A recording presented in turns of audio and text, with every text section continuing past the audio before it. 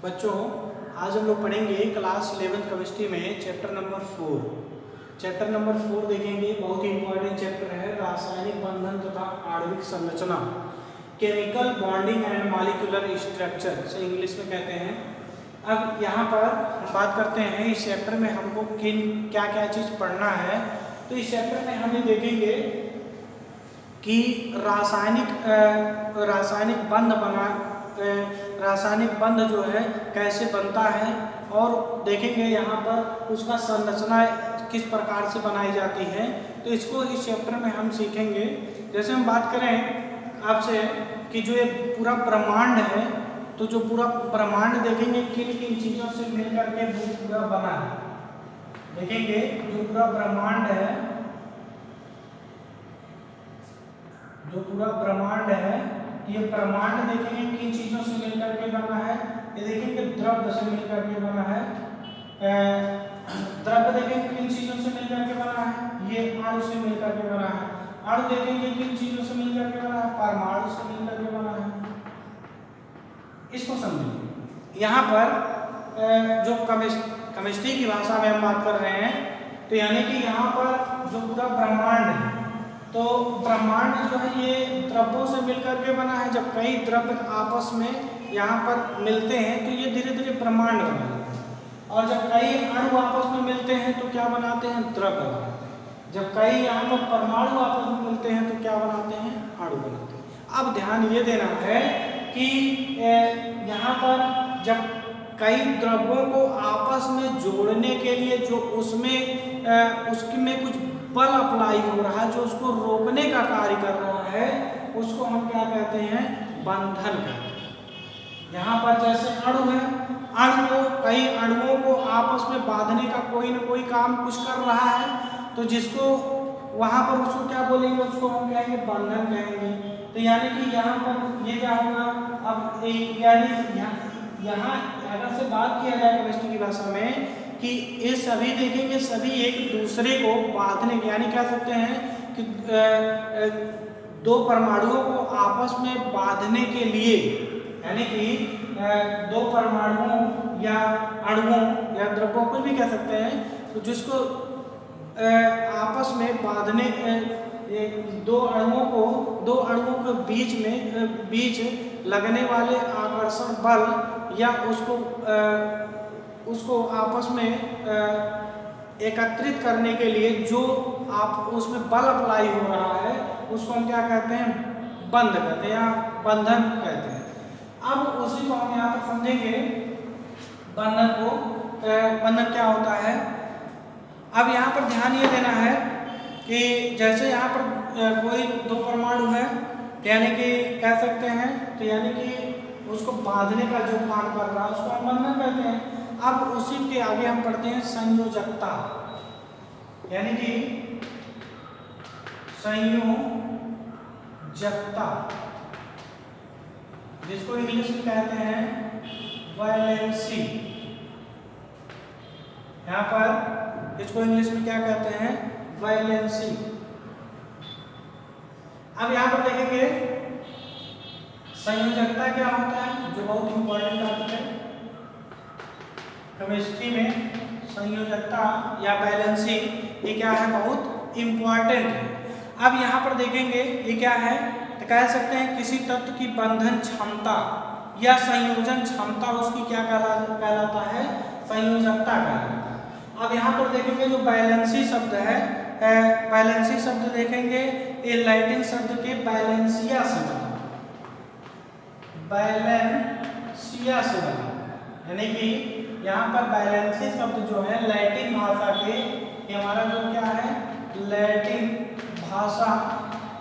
भाषा के किससे बना हुआ है, बैलेंसिया से बना हुआ है। बैलेंसिया का मतलब ये होता है, यहाँ पर बैलेंसिया का मतलब देखेंगे, इसका मतलब होता है पावर, या किसी को कह सकते हैं कैपेसिटी। यानी कि अब यहाँ पर बात करते हैं, जो यहाँ पर ये बांधने की क्षमता ही यहाँ पर क्या कहलाएगा, संयोजकता कहलाएगा।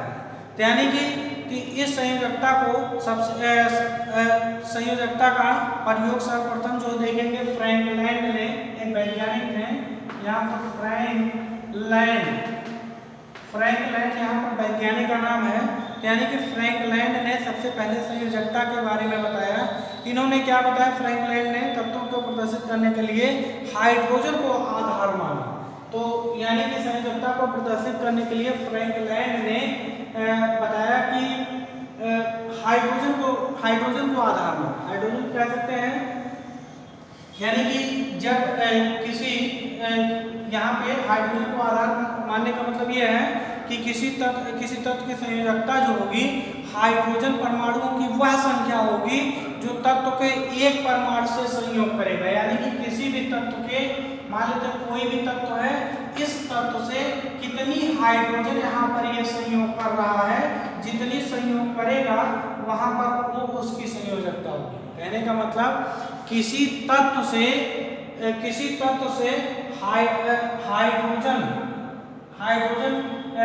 हाइड्रोजन कितनी संख्या में जुड़ रही है उसकी क्या कहलाएगा, उसका संयोजकता कहलाएगा। लेकिन बाद में ये देखा गया कि हाइड्रोजन को शुरुआत में आधार माना गया, बाद में देखा गया ऑक्सीजन को आधार माना गया। तो ऑक्सीजन के आधार पर संयोजकता की व्याख्या किया गया। तो ऑक्सीजन के आधार पर अगर से हम बात करें, जैसे यहाँ पर R2O, यहाँ पर देखेंगे R2O, R2O2, इसको हम ऐसे भी लिख सकते हैं RO, ऐसे ही लिख सकते हैं RO। अब यहाँ पर देखेंगे यहाँ पर देखेंगे R2O3, अब यहाँ पर लिख सकते हैं R2O4, R इसको हम लिख सकते हैं RO2। समझिएगा इसको, यहाँ पर एक तो हाइड्रोजन को आधार माना गया, एक तो यहाँ पर ऑक्सीजन को आधार माना गया। अब यहाँ पर देखेंगे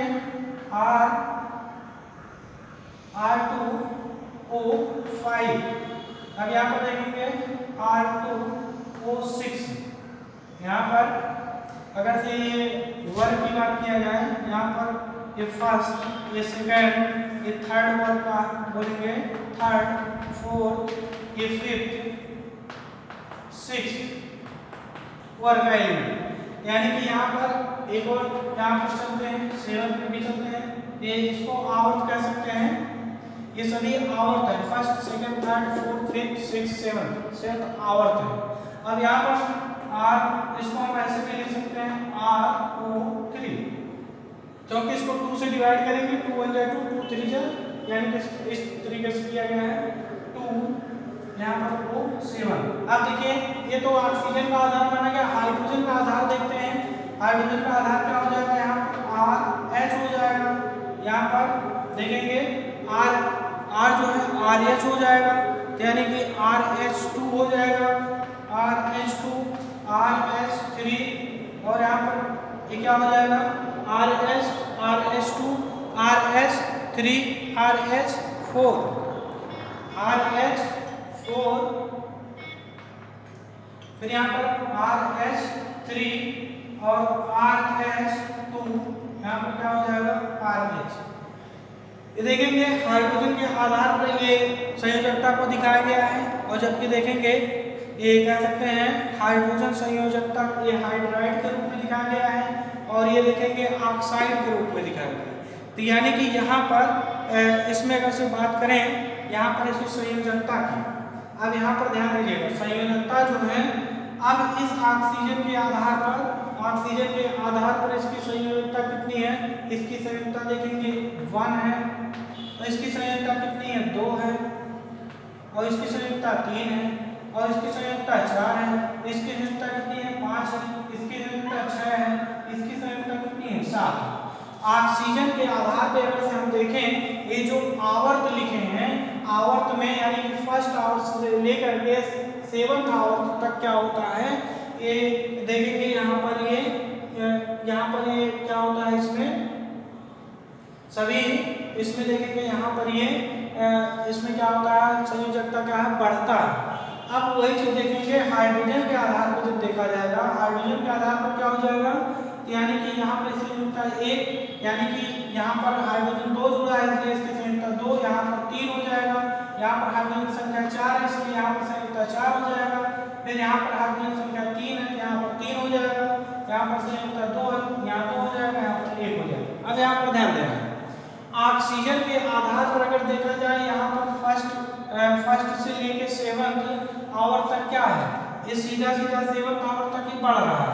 अब यानी कि 1 2 3 4 5 6 7 यानी कि 7 आवर यहाँ पर संयोजकता प्रदर्शित कर रहा है।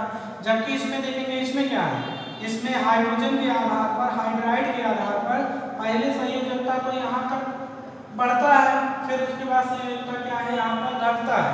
यानी कि इस आधार पर देखा गया दोनों को जो भिन्न भिन्न यहाँ पर देखा गया, कह सकते हैं इस सारणी के अनुसार जो होता है हाइड्रोजन के सापेक्ष जो हाइड्रोजन के सापेक्ष संयोजकता पहले से लेकर के 1 तक क्या होता है, ये बढ़ता है, फिर उसके बाद क्या होता है ये घटता है। जबकि ऑक्सीजन के सापेक्ष देखा जाए तो 1 से लेकर के 7 तक क्या होता है, बढ़ता है। तो इस प्रकार से कह सकते हैं ये किसी तत्व की संयोजकता भिन्न भिन्न प्रदर्शित करता है। जैसे इसके अलावा अगर से हम बात करें, जैसे NH3 को ले लेते हैं, NH3 और N2H4 को ले सकते हैं। यहाँ पर इसमें देखेंगे इसकी संयोजकता कितना हम दिखाएंगे, यहाँ पर नाइट्रोजन की संयोजकता नाइट्रोजन संयोजकता यहाँ पर 3 हो जाएगा और यहाँ पर इसकी संयोजकता कितनी होगी, 2 होगी। यहाँ पर इसकी संयोजकता 2 यानी कि 3 और 2। इस प्रकार से ये देखा गया कि इसमें मतलब अलग अलग संयोजकता आता है। इन सभी में ये देखा गया इसका जो है अलग अलग संयोजकता था। परिवर्तनीय संयोजकता की इस प्रकार से व्याख्या करने के लिए उसमें अलग अलग जो है इसमें मत मिल रहा था। इसलिए यहाँ पर जो आजकल सबसे सटीक ये माना जाता है, जो सबसे सटीक माना ये जाता है कि किसी अणु में सबसे आज की जो सबसे सटीक परिभाषा है कि किसी अणु में परमाणु जितने कह सकते हैं किसी अणु में परमाणु जो होते हैं, किसी अणु में परमाणु जितने रासायनिक बंध बनाता है वह उसकी क्या होता है, संयोजकता कहलाता है। किसी अणु में परमाणु जितने रासायनिक बंध बनाता है वह उसकी क्या कहलाता है, संयोजकता कहलाता है। यहाँ पर हम लिख दे रहे हैं किसी अणु में परमाणु जितने रासायनिक बंध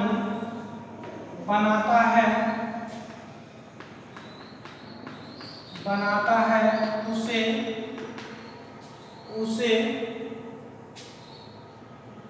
उसकी संयोजकता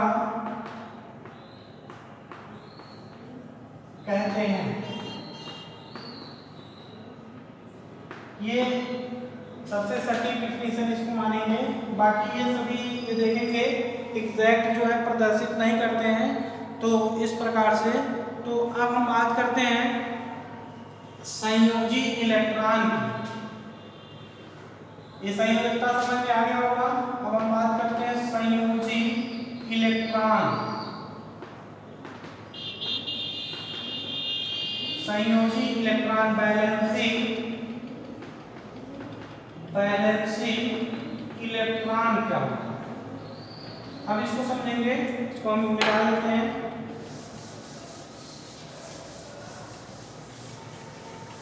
संयोजी इलेक्ट्रॉन देखेंगे, यहाँ पर क्या होता है, कह सकते हैं किसी परमाणु में उपस्थित कोष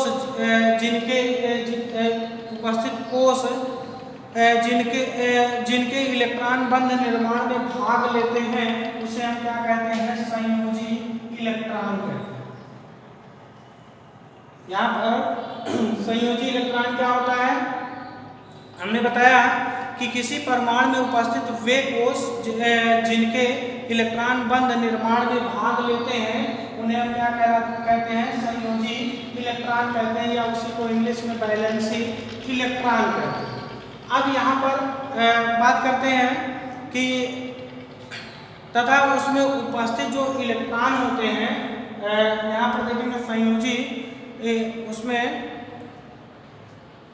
कह सकते हैं यहाँ पर, सॉरी ये चीज हमने गलत बोल दिया, यहाँ पर संयोजी इलेक्ट्रॉन है, यानी कि किसी परमाणु के सबसे बाह्यतम कोष में जिनमें इलेक्ट्रॉन बंध निर्माण में भाग लेते हैं उसे हम क्या कहते हैं, संयोजी कोष कहते हैं। और संयोजी कोष में उपस्थित इलेक्ट्रॉन को हम क्या कहते हैं, संयोजी इलेक्ट्रॉन कहते हैं। इसको समझेंगे। संयोजी इलेक्ट्रॉन को हमने क्या बोला, किसी परमाणु के बाह्यतम कोष में, यानी कि बाह्यतम को इसे हम क्या कहते हैं, कोष कहते हैं, जैसे KLMN से प्रदर्शित करते हैं, KLMN से।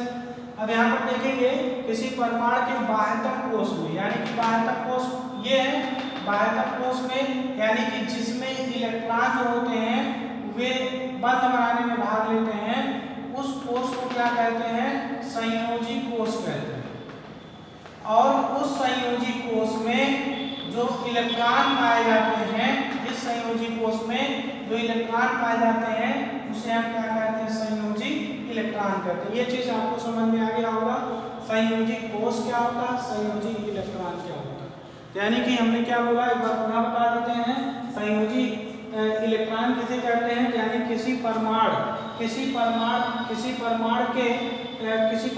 के सबसे बाह्यतम कोष में उपस्थित इलेक्ट्रॉन, अर्थात जिसमें इलेक्ट्रॉन उपस्थित यहाँ पर होते हैं जो बंध बनाने में भाग लेते हैं, उस कोष को क्या कहते हैं, संयोजी कोष कहते हैं।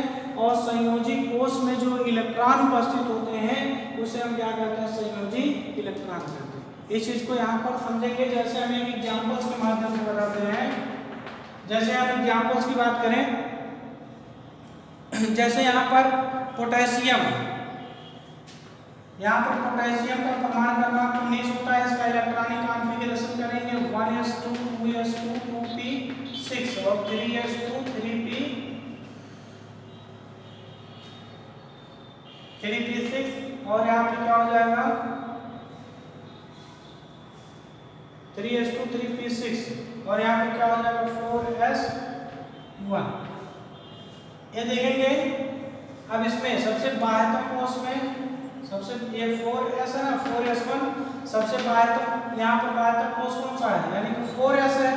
यानी कि यहाँ पर देखेंगे, यहाँ पर अर्थात इसमें एक संयोजी इलेक्ट्रॉन है। यहाँ पर क्या है, एक संयोजी इलेक्ट्रॉन,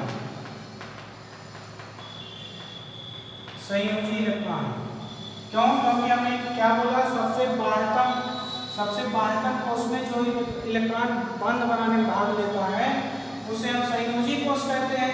और संयोजी कोष में जो इलेक्ट्रॉन उपस्थित है, कितने इलेक्ट्रॉन है, एक इलेक्ट्रॉन उपस्थित है, जिसे संयोजी इलेक्ट्रॉन कहते हैं। अब उसी चीज को जैसे हम दूसरा एग्जाम्पल हम मान लेते हैं, जैसे क्लोरीन की बात करें, क्लोरीन का परमाणु क्रमांक 17 होता है, तो इसका electronic configuration 1s2 2s2 2p6 और 3s2 और यहाँ पे क्या हो जाएगा 3p5। आप समझिएगा। अब यहाँ पर देखेंगे ये सबसे बाह्यतम कोष हमारा कौन सा, 3s3p, ये सबसे बाह्यतम कोष में है। यानी कि ये दोनों क्या कहलाएगा, ये यहाँ पर देखेंगे ये संयोजी कोष कहलाएगा, संयोजी कोष कहलाएगा। और इस संयोजी कोष में उपस्थित इलेक्ट्रॉनों की संख्या 2 + 5 कितना है 7। यानी कि यहाँ पर संयोजी इलेक्ट्रॉनों की संख्या कितनी हो जाएगी, संयोजी इलेक्ट्रॉनों की संख्या क्या हो जाएगा 7। तो इस प्रकार से इसको हम बड़े आसानी से यहाँ पर कैलकुलेट कर सकते हैं। तो संयोजी इलेक्ट्रॉन जो होते हैं वो 2 प्रकार के होते हैं। संयोजी इलेक्ट्रॉन देखेंगे वो 2 प्रकार के होते हैं। ये संयोजी इलेक्ट्रॉन जो होते हैं ये 2 प्रकार के होते हैं। अब इसमें यानी कि एक कह सकते हैं एक जो होता है यहाँ पर कहते हैं बंधी संयोजी इलेक्ट्रॉन, इसको कहते हैं बंधी संयोजी इलेक्ट्रॉन। पहला टाइप का होता है बंधी संयोजी इलेक्ट्रॉन, और जो दूसरा होता है अनाबंधी संयोजी इलेक्ट्रॉन।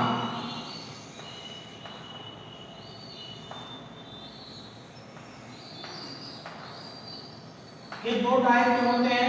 अब यहाँ पर बंधी संयोजी इलेक्ट्रॉन क्या होता है उसको समझेंगे। यहाँ पर देखेंगे, यहाँ पर बंधी यानी कि यहाँ पर बंधी संयोजी इलेक्ट्रॉन क्या होता है, ऐसा संयोजी इलेक्ट्रॉन जो बंध बनाने में भाग लेता है। यानी कि बंधी संयोजी इलेक्ट्रॉन क्या होता है कि यहाँ पर देखेंगे संयोजी इलेक्ट्रॉन ऐसा संयोजी इलेक्ट्रॉन जो बंध बनाने में भाग लेता है उसे हम क्या कहते हैं, बंधी संयोजी इलेक्ट्रॉन कहते हैं। और यहाँ पर देखेंगे ऐसा संयोजी इलेक्ट्रॉन जो यहाँ पर वो बंध बनाने में भाग नहीं लेते हैं उसे हम क्या कहते हैं, यहाँ पर ये अनाबंधी संयोजी इलेक्ट्रॉन कहते हैं। और उस इलेक्ट्रॉन को हम क्या कहते हैं, लोन पेयर इलेक्ट्रॉन या एकाकी इलेक्ट्रॉन युग्म कहते हैं। यहाँ पर यानी कि कह सकते हैं जो बंध बनाने में भाग नहीं, ऐसा इलेक्ट्रॉन यहाँ पर ऐसा संयोजी इलेक्ट्रॉन जो बंध बनाने में भाग नहीं लेते हैं उसे हम क्या कहते हैं, उसे कहते हैं अनाबंधी संयोजी इलेक्ट्रॉन, और उसी को हम क्या कहते हैं, लोन पेयर ऑफ इलेक्ट्रॉन कहते हैं। तो इस प्रकार से दो प्रकार से यहाँ पर ये पाया जाता है। तो इसमें अभी तक हम लोगों ने क्या सीखा कि संयोजकता किसे कहते हैं, और उसमें संयोजी इलेक्ट्रॉन क्या होता है और संयोजी कोष क्या होता है, और यहाँ पर ये संयोजी इलेक्ट्रॉन क्या होता है। संयोजी इलेक्ट्रॉन दो टाइप के होते हैं और दोनों प्रकार यानी कि जो बंध बनाने में भाग ले उसे क्या कहेंगे, बंधी संयोजी इलेक्ट्रॉन, जो बंध बनाने में भाग ना ले उसे अनाबंधी संयोजी इलेक्ट्रॉन कहेंगे। अब हम बात करते हैं यहाँ पर उसी के आगे,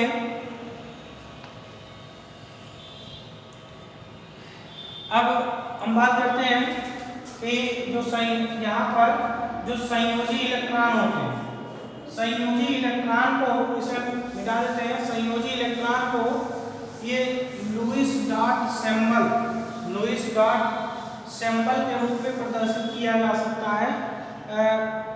उसको किस प्रकार से प्रदर्शित करेंगे, उसको लुईस डॉट सैंपल को चाहे इस प्रकार से सर्किल से, और चाहे यहाँ पर एक डॉट से, एक क्रॉस से, इस प्रकार से यहाँ पर संयोजी इलेक्ट्रॉन को हम यहाँ पर प्रदर्शित करते हैं। कैसे प्रदर्शित करेंगे उसको हम यहाँ पर सीखेंगे, ठीक है।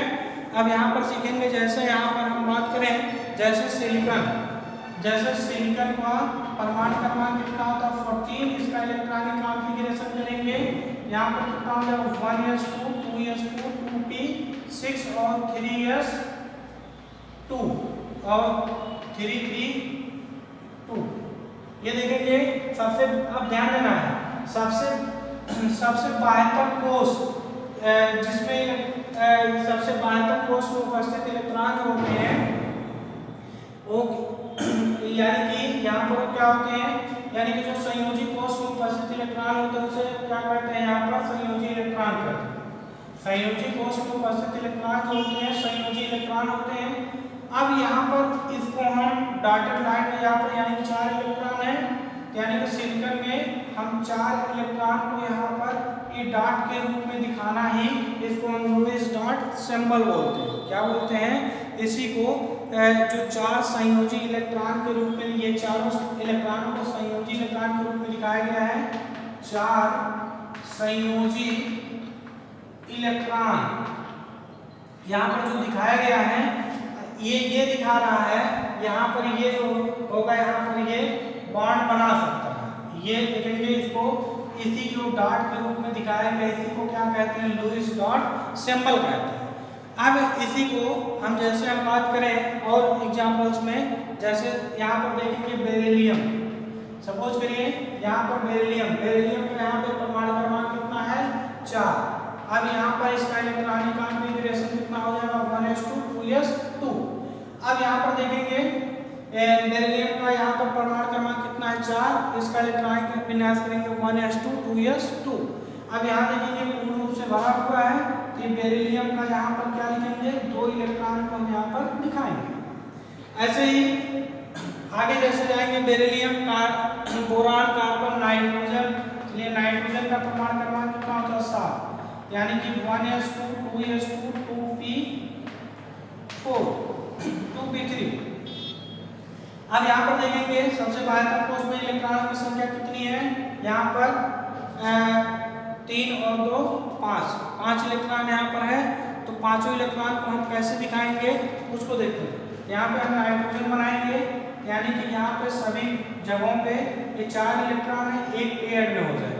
हमने ये बताया था कि जो बंध बनाने में भाग यहाँ पर संयोजी इलेक्ट्रॉन जो होते हैं, संयोजी यहाँ पे 4 संयोजी इलेक्ट्रॉन है, यानी कि संयोजी इलेक्ट्रॉन को हम यहाँ पर दिखाएं तो संयोजी इलेक्ट्रॉन को हम बताए थे 2 प्रकार के। एक तो यहाँ पर बंधी संयोजी इलेक्ट्रॉन, बंधी संयोजी इलेक्ट्रॉन का मतलब ये है कि जो बंध बनाने में भाग लेते हैं, और अनाबंधी संयोजी इलेक्ट्रॉन का मतलब जो बंध बनाने में भाग नहीं लेते हैं।